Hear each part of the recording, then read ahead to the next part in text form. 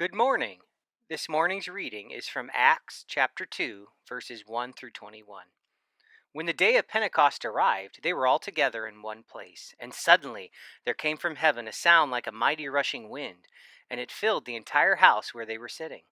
And divided tongues as of fire appeared to them and rested on each one of them. And they were all filled with the Holy Spirit and began to speak in other tongues as the Spirit gave them utterance. Now there were dwelling in Jerusalem Jews, devout men from every nation under heaven. And at this sound the multitude came together, and they were bewildered, because each one was hearing them speak in his own language. And they were amazed and astonished, saying, Are not all these who are speaking Galileans? And how is it that we hear each of us in his own native language? Parthians and Medes and Elamites and residents of Mesopotamia, Judea, Cappadocia, Pontus and Asia, Phrygia and Pamphylia, Egypt and the parts of Libya belonging to Cyrene, and visitors from Rome, both Jews and proselytes, Cretans and Arabians. We hear them telling in our own tongues the mighty works of God.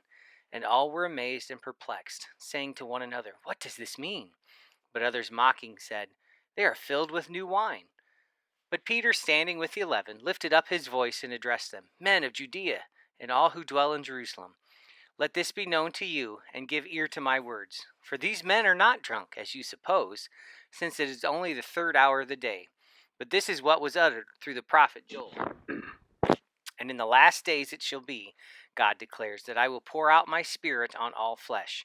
And your daughters and your sons shall prophesy, and your young men shall see visions, and your old men shall dream dreams. Even on my male servants and my female servants in those days I will pour out my Spirit, and they shall prophesy.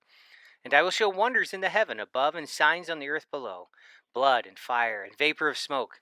The sun shall be turned to darkness, and the moon to blood, before the day of the Lord comes, the great and magnificent day.